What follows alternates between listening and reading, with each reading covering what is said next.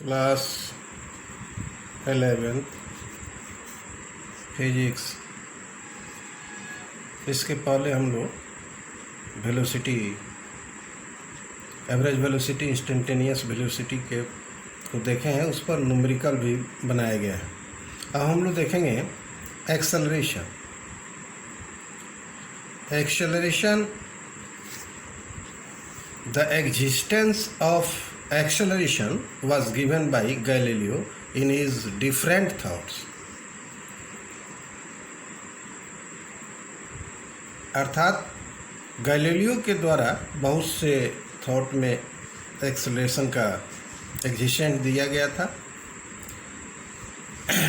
Actually acceleration क्या है? Body का rate of change of velocity with time को एक्सेलरेशन कहते हैं।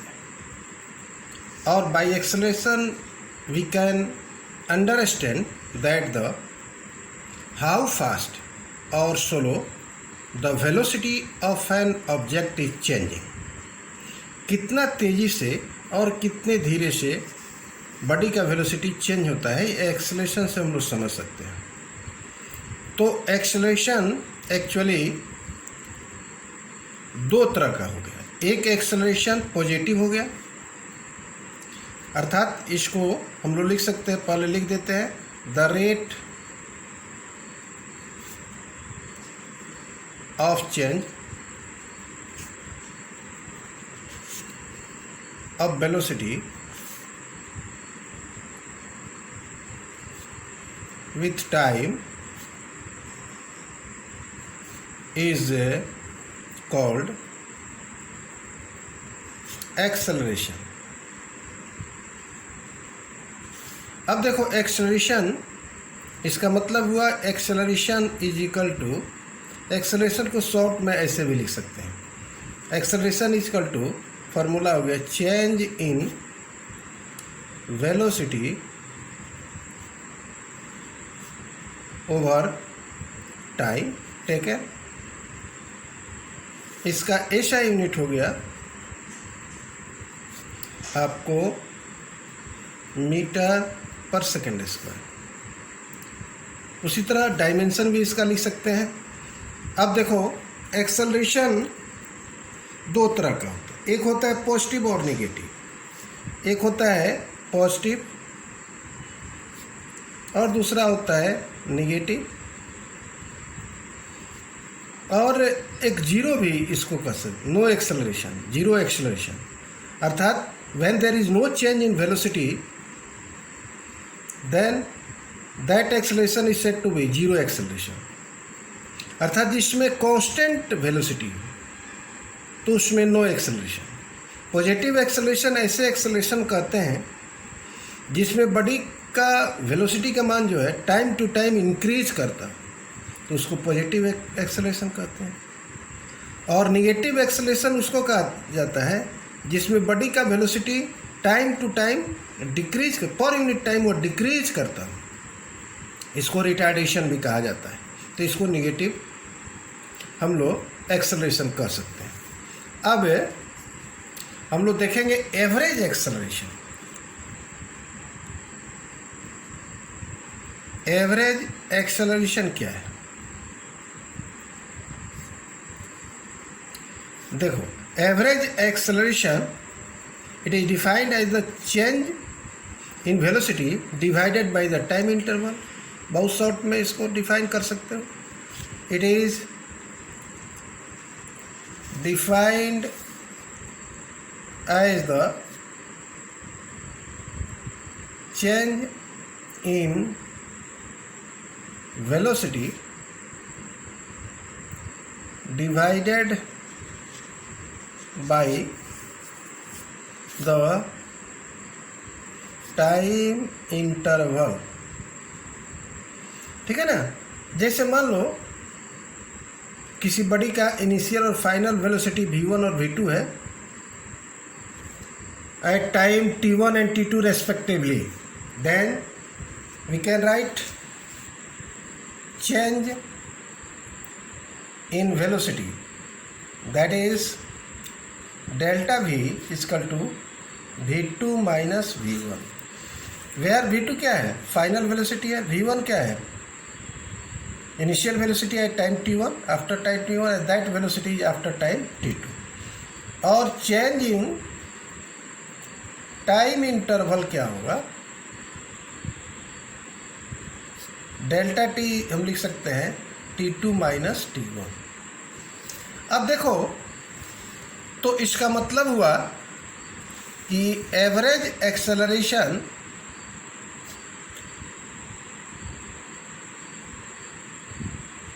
ए बार से डिनोट करेंगे, यह बराबर हो जाएगा आपको delta we over delta T, that is v2 minus v1 over t2 minus t1। अब देखो इसके लिए हम लोग ग्राफ भी दे सकते हैं, अर्थात वेलोसिटी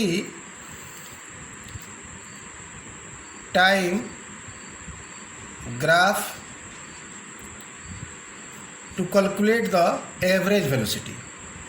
तो वेलोसिटी जैसे आपको मैंने पहले एवरेज वेलोसिटी का ग्राफ बताया था, उसी प्रकार इसको भी देख लीजिए। इधर हो गया, एक तरफ हम लोग मान लो यहाँ एक्स एक्सिस है या वाई एक्सिस है। एक्स एक्सिस पर हम लोग टाइम को रखते हैं और इधर वाई एक्सिस पर वेलोसिटी। तो यह वेरिएबल एक्सेलरेशन है, तो इसका मतलब है इसका ग्राफ का नेचर कर्व आएगा। अब देखो मान लो t1 सेकेंड में इसका वेलोसिटी जो है v1 है, आफ्टर t2 सेकेंड इसका वेलोसिटी जो है हम लोग मान लो v2 मानते हैं। तो यहाँ से यह t1 टाइम हो गया, टाइम पर ड्रॉ कर दिए, और यह क्या हो गया t2 हो गया टाइम। अब देखिए यहाँ हम लोग एक स्लोप लेते हैं,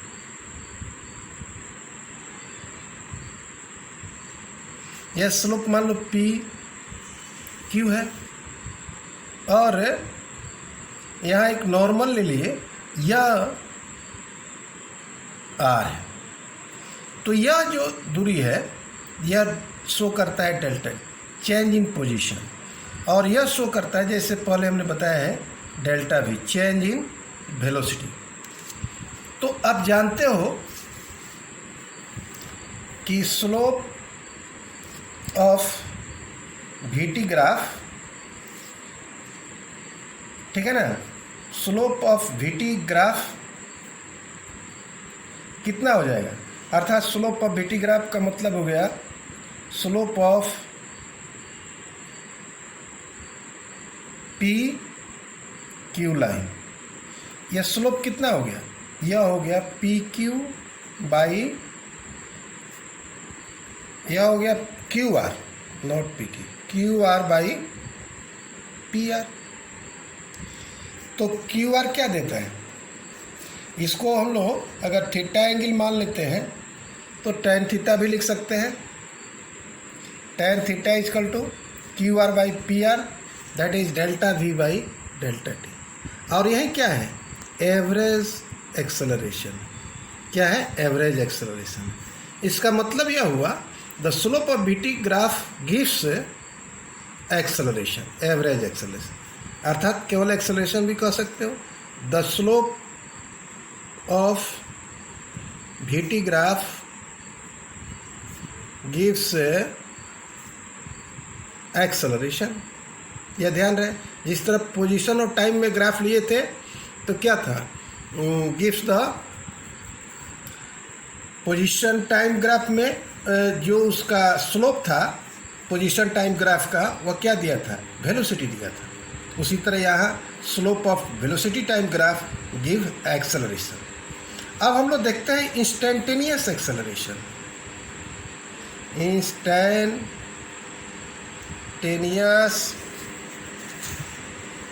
एक्सेलरेशन,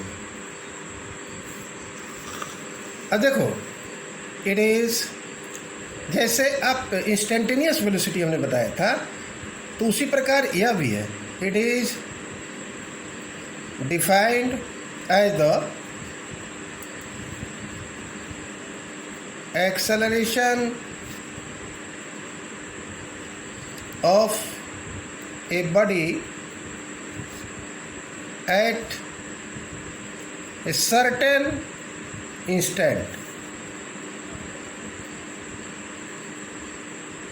ठीक है ना। तो जैसे आप उसको डिफाइन किए थे इंस्टेंटेनियस वेलोसिटी में, क्या किए थे कि it is defined as the acceleration, instantaneous acceleration of body at a certain velocity of a body at certain instant, किसी खास समय में, किसी खास क्षण उसके वेलोसिटी जैसे आपने डिफाइन किया था वैसे ही यह भी है। It is defined as the acceleration of body at certain instant. और इसको ऐसे भी कह सकते हैं, और द लिमिटिंग, मैथमेटिकली लिखते हैं ऐसे, limiting value of average acceleration when average acceleration when interval of time, या टाइम इंटरवल